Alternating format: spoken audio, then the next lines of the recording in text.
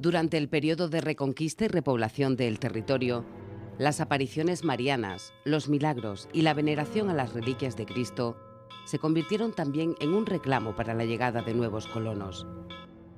Por toda Extremadura se fueron levantando ermitas, iglesias, catedrales, iniciándose ritos y tradiciones religiosas que pervivieron durante siglos. Fue el inicio de una nueva cristiandad.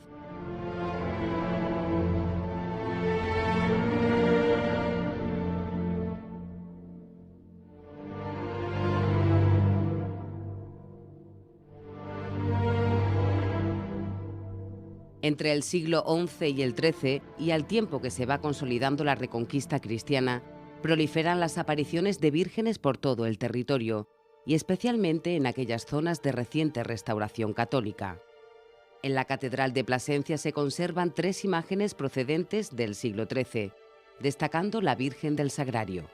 Es una virgen de campaña. Sabemos que las vírgenes de campaña eran trasladadas de batalla en batalla por los ejércitos y un rey castellano regala esta imagen a la Catedral de Plasencia. Es una talla de madera, está hueca al interior y aparece recubierta completamente por láminas de plata labradas e insertas en la madera a través de pequeños clavos. En numerosas parroquias del norte de la provincia de Cáceres podemos encontrar tallas de vírgenes de estilo románico. Su procedencia suele ser ambigua, pues a veces se confunde realidad con leyenda. A la Virgen del Monfragüe, que se custodia en la iglesia parroquial de Torrejón el Rubio, se la vincula con la orden militar de Montegaudio, que en el siglo XII controlaba el castillo de Monfragüe. Esa orden religiosa que tenía un hospital en las proximidades de Jerusalén, en aquel sitio tenía una virgen, y esa virgen que tenían allí en aquella ermita fue la que trasladaron hacia la península ibérica, pasando en primer lugar por la zona aragonesa de la orden, especialmente por Alfambra, y llegó finalmente con la parte leonesa de la orden al castillo de Monfragüe. Con lo cual, esta virgen recorrió todo el camino desde Jerusalén hasta Monfragüe a finales del siglo XII a manos de la orden de Montegaudio, que la llevaron siempre como una parte fundamental de la defensa de la religión y de la cristiandad. En 700 años de historia, estas imágenes han sufrido numerosas restauraciones que transformaron su aspecto original. También se les han añadido nuevos elementos decorativos como las coronas, que son del siglo XX. Las principales características de la Virgen, si la vemos, está sentada, es muy hierática, muy firme, y tenemos la primera característica que tiene incorporado aquí lo que se llama el velo de la sabiduría, que después se convierte en una túnica que es azul y dorada. El niño tiene una característica muy especial, que es que se le puede sacar. ¿Para qué? Para que en las diferentes romerías que se hacen en el castillo de Monfragüe, pues se pueda sacar en procesión delante de la Virgen. Y respecto al cromatismo, tenemos que tener varias cosas en cuenta. Uno, que lo que es el color de la piel de la Virgen era mucho más oscuro, pero que sin embargo no se respetó en las diferentes restauraciones que se hicieron a lo largo de los siglos.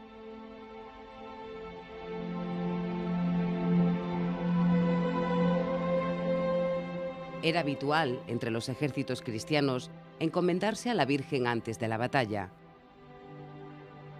En la mentalidad ultrarreligiosa de la época, cristalizaban con facilidad los relatos que atribuían a la Virgen las victorias sobre los moros.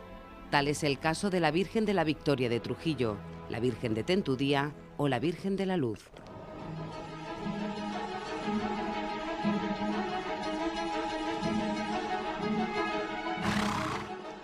En Arroyo de la Luz se celebra cada lunes de Pascua un tradicional homenaje a la Virgen. Cuenta la leyenda que durante la Reconquista una cruenta batalla enfrentó a cristianos y almohades. La oscuridad de la noche envolvió a los guerreros que seguían luchando sin descanso, pero una fuerte luz emanó de la oscuridad cegando a los musulmanes y guiando a los cristianos hacia la victoria.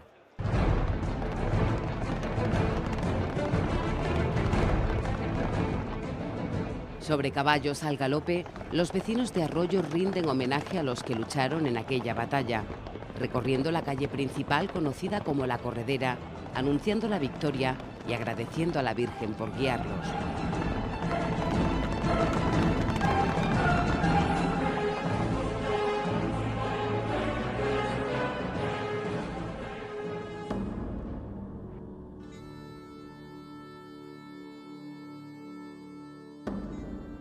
Otra aparición mariana de connotaciones bélicas similar a la de Arroyo de la Luz es la de la Virgen de Tentudía.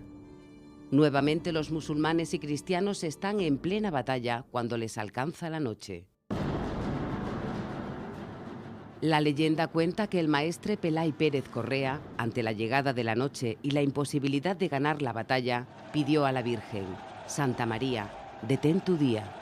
La Virgen prolongó el día y los cristianos pudieron vencer en la batalla.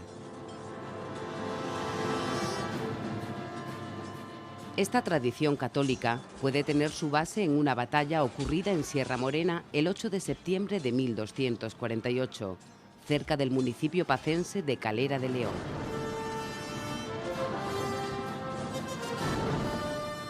Los cristianos consiguieron frente a los musulmanes una victoria. Como agradecimiento, como hecho votivo, como gesto votivo, pusieron la sierra en la que hoy estamos bajo la advocación de Santa María de Tudía, porque la batalla se tuvo que dar el día que la Iglesia celebraba el día del nacimiento de Santa María, el 8 de septiembre.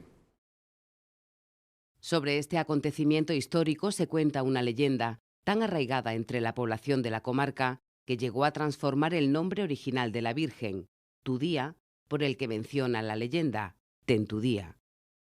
Los expertos creen que esta leyenda surgió a los 100 años de los acontecimientos relatados y en el siglo XVII, 400 años después de la batalla, Lope de Vega la menciona en una de sus obras. De manera que cuando en el año 1873 desaparece la vicaría de Santa María de Tudía, la fuerza de la leyenda, que era lo único que quedaba como recuerdo, es la que se impone sobre el topónimo original que definía a la sierra, a la iglesia y a la Virgen que aquí se veneraba.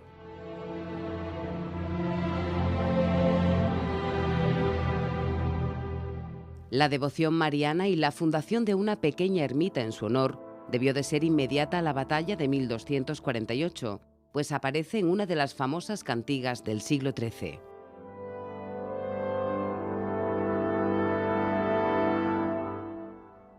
En los años finales de su vida, Alfonso X el Sabio compone 5 cantigas que dedica a Santa María de Tudía. Y allí ya podemos ver, en ellas podemos ver que vienen romeros y a hacer penitencia y al santuario.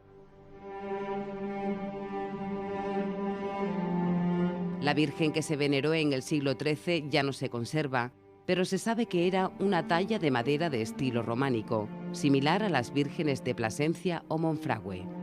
En el siglo XVI, la Iglesia Católica decide, en el Concilio de Trento, que las nuevas imágenes de la Virgen deben de responder a un canon de belleza más realista. Desde entonces, las tallas serán de mayor y proporcionado tamaño y vestidas con nobles tejidos. También se eleva la presencia del Niño Jesús a la altura del corazón de la Madre, pues en las tallas románicas el niño permanecía sentado en el regazo.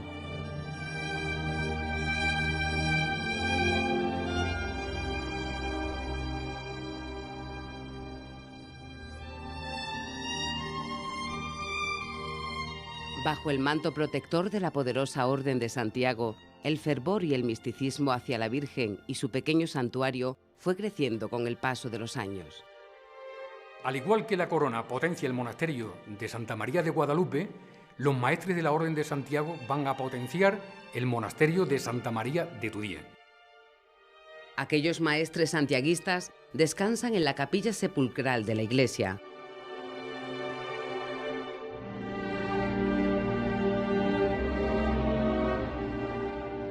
Junto al altar encontramos otra tumba.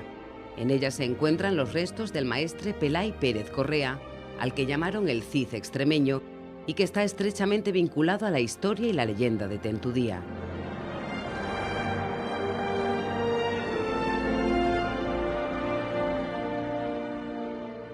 Este no fue su primer nicho, pues su cuerpo fue trasladado desde Talavera de la Reina por orden del rey Fernando el Católico. Cuando los visitadores de la Orden de Santiago llegan al hospital de Talavera y ven las condiciones en las que estaba el sepulcro del maestre, en su informe al rey le dicen que maestre de tan digna memoria no era digno de estar está enterrado en el sitio donde estaba y que había que buscar un lugar más acorde con su importancia histórica. Solo 8 años después de la llegada de los restos mortales de Pelay Pérez Correa, se acrecienta el valor patrimonial de la iglesia con la instalación de un retablo de azulejería realizado por el ceramista italiano Niculoso Pisano. El retablo de Tentudía es el más grande que se conserva en la península ibérica, ejecutado con la técnica de azulejos planos y que fue introducida en España por Pisano. De Pisano existen pocas obras, solamente se conocen en los Reales Alcázares de Sevilla y alguna en Portugal. Obras de menor importancia si la comparamos con la magnitud y los motivos que representa el retablo de Santa María de Tudía. Al tiempo que Pisano realizaba su original retablo, se acometían importantes obras de ampliación con la construcción de un claustro y un convento anexos a la iglesia, conociéndose desde entonces como Monasterio de Tudía.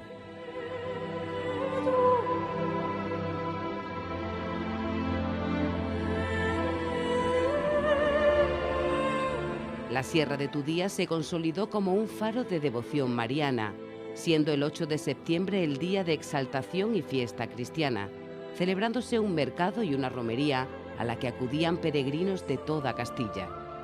Son muchos los datos que apuntan a que esta romería sea, tal vez, una de las más antiguas de España. Las romerías que se celebraban en la festividad de Santa María el día 8 de septiembre se celebraban en lo alto de la sierra desde los primeros tiempos, desde el siglo XIII, y de hecho así lo refleja Alfonso X el Sabio. En 1370 ya tenemos constancia documentada de que la feria seguía celebrándose el día 8 de septiembre. Así que cuando se habla de las 700 y más romerías de Tudía, hay mucha razón para pensar que eso fue realmente así.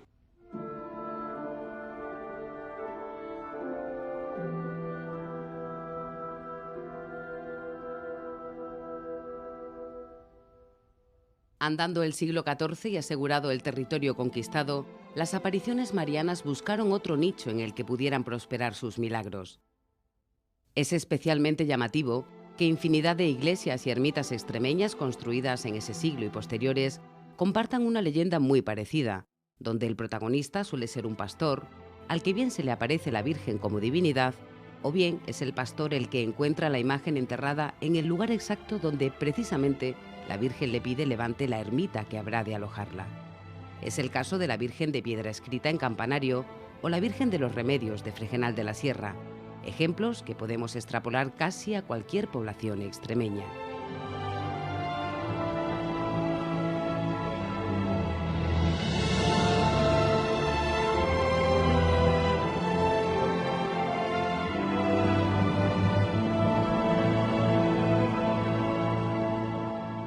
De entre todas esas leyendas, hay una que representa la más importante exaltación mariana de Extremadura. Comenzó, como todas, modestamente y rodeada de la habitual aparición de la Virgen a un pastor. En el lugar preciso del hallazgo, pidió la Virgen se levantara un templo en su honor.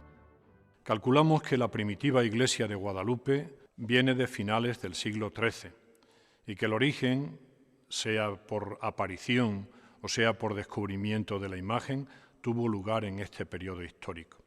A veces se habla del reinado de Alfonso X el Sabio, que es un periodo de gran exultación mariana, o también de sus inmediatos sucesores.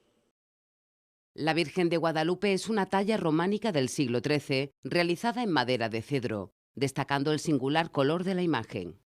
Son muchos los que se interesan por el color de la Virgen. Antiguamente solíamos decir que era por la antigüedad, por el humo de las velas, pero la Virgen ha sido pintada de negro, como todas las vírgenes románicas, en el momento en el que vienen una serie de iconos desde Tierra Santa, desde el Oriente, en el que los barnices también han oscurecido la imagen del Señor y de la Virgen. Todo esto viene a concentrarse en esa idea de que la negritud tiene que ver con la maternidad, pues tenemos perfectamente una interpretación antropológica del color de la Virgen de Guadalupe.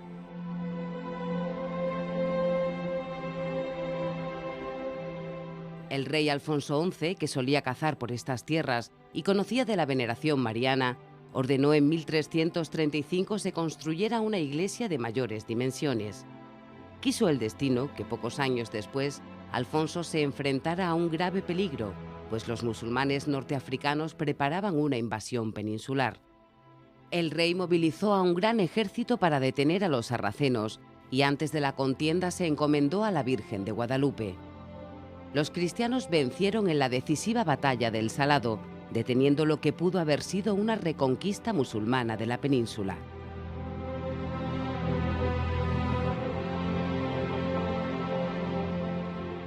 El rey Alfonso, agradecido a la Virgen por interceder en la victoria, fue el primer protector del santuario, reconociendo a la aldea como lugar de realengo, emancipándose así de Talavera de la Reina.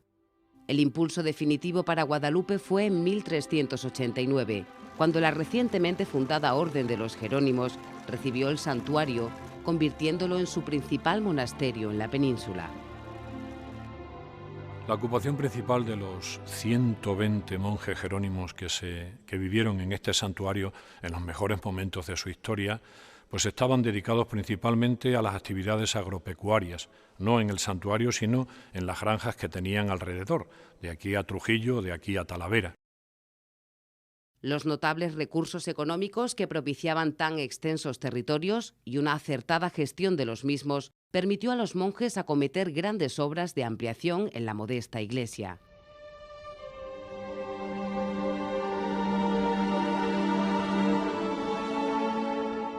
En apenas 2 décadas, el monasterio se convirtió en un exponente excepcional de la arquitectura por su diversidad y variedad de estilos. El crecimiento fue fulgurante, realizándose importantes obras de ampliación que han quedado como grandes joyas de la historia universal, reconocidas por la UNESCO en 1993 como Patrimonio de la Humanidad.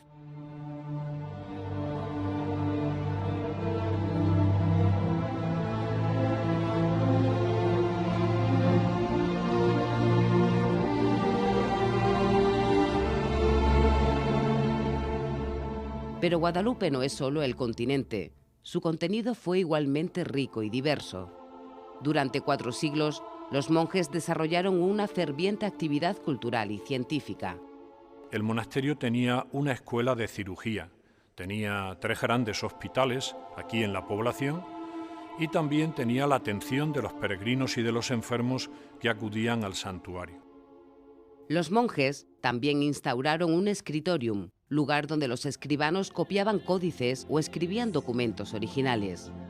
La calidad de los trabajos de iluminación de libros son comparables a los realizados en otros centros artísticos como Sevilla o Toledo.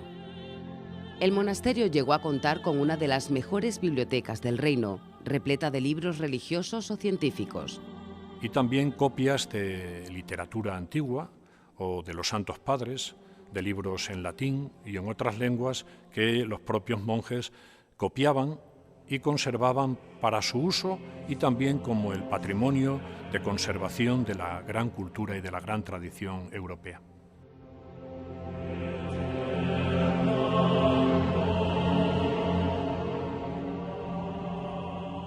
El monasterio también contó con uno de los mejores talleres de bordado de España. La riqueza y variedad de las telas empleadas fueron determinantes para darle al taller guadalupense esa fama y esa calidad en sus obras. La tela por excelencia usada era el brocado, que solía combinarse con seda, oro y plata.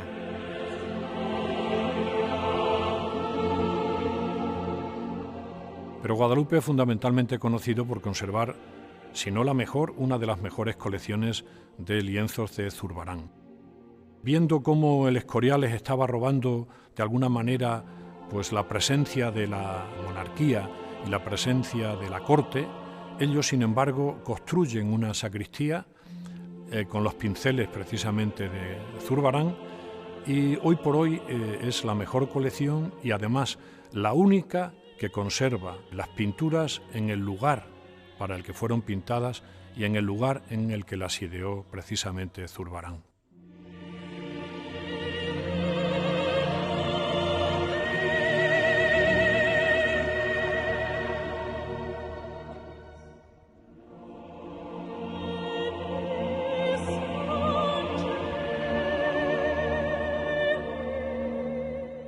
La devoción mariana no fue el único motor para la expansión del cristianismo.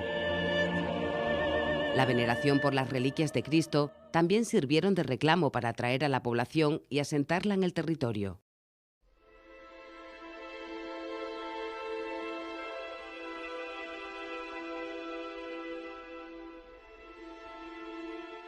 A principios del siglo XV, Coria adquiere un destacado protagonismo como lugar de peregrinación.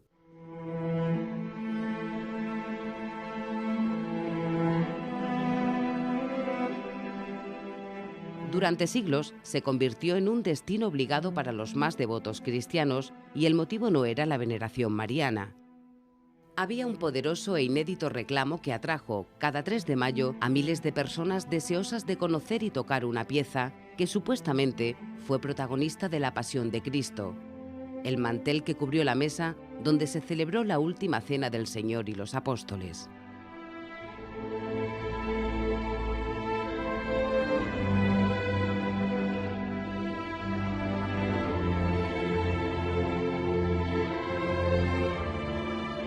La primera referencia al mantel aparece en 1404, cuando el Papa Benedicto XIII reconoce la existencia de varias reliquias relacionadas con la Pasión de Cristo y que se conservaban en la Catedral de Coria.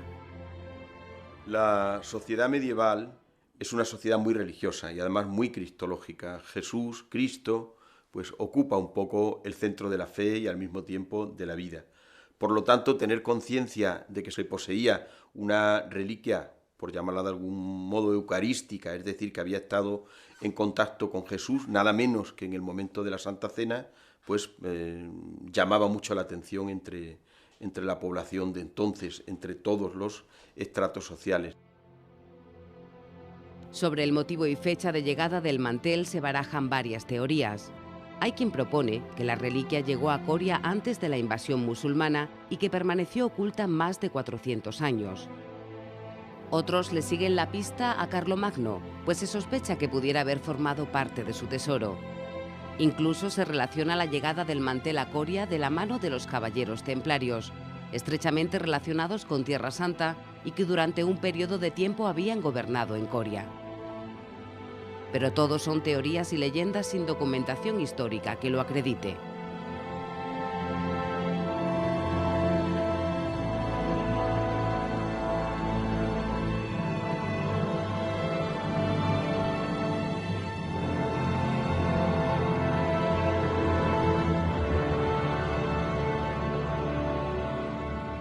Pero en cualquier caso, ¿por qué traer a un lugar poco poblado y alejado de los centros de poder una reliquia tan importante para el cristianismo?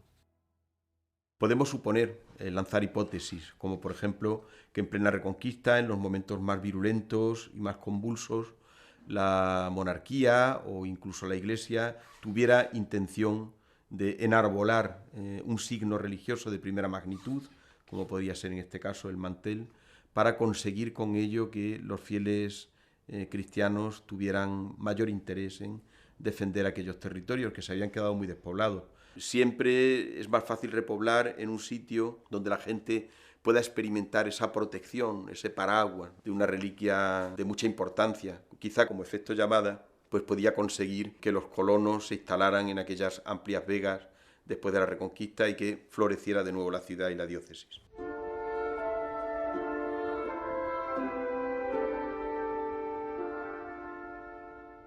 El 23 de mayo de 1599 se solicitó al Sumo Pontífice la declaración de una fecha concreta para la celebración de un acto religioso que permitiera la adoración de las santas reliquias.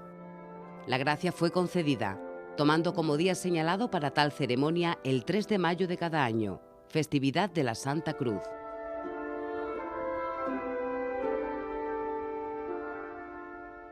En este momento histórico, las obras de la nueva catedral están muy avanzadas. En esa evolución constructiva del templo tiene mucha influencia la presencia del mantel y la llegada de peregrinos a Coria. Se inicia la construcción en uno de los laterales del claustro de un gran balcón, un balcón muy historiado en estilo plateresco, un balcón expresamente realizado para exponer las reliquias y especialmente el mantel a la veneración de los fieles.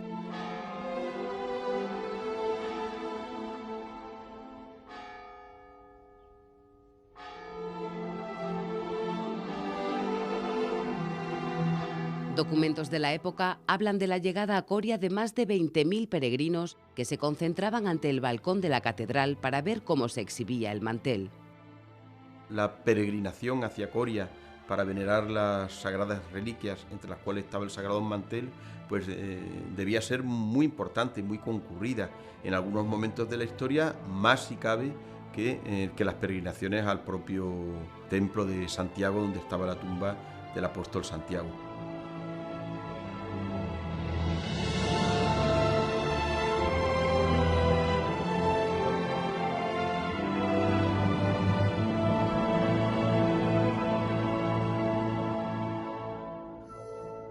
El paso del tiempo ha dejado sus huellas indelebles.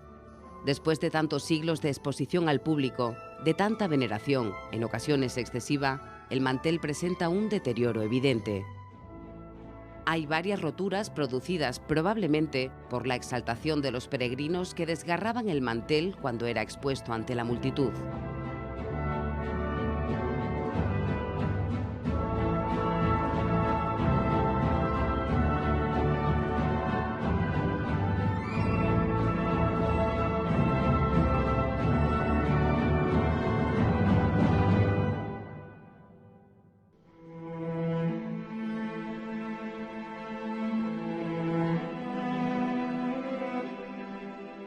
En 1791, el obispo Álvarez de Castro suprime la veneración pues, por las alteraciones que se producían en la plaza. Probablemente muchos de los desgarros que tiene el mantel derivan de esas exposiciones, ¿no? Esa contaminación permanente a la que fue sometido el mantel ha invalidado el uso de la técnica del carbono 14, que hubiera facilitado calcular la antigüedad de la reliquia. No obstante, se han realizado varios estudios científicos sobre el tejido, lo que ha permitido a los expertos situar el lugar de fabricación del mantel en Oriente Próximo y con una edad que supera al menos los 1000 años. Pero sí que es una pieza arqueológica de altísimo interés y además única, porque reliquias de otro tipo pues hay muchas repetidas en casi todas las instituciones religiosas importantes, pero el mantel como tal, una pieza que tiene 4,5 metros prácticamente de longitud por 90 y algo de anchura, es pieza, digo, única en el mundo.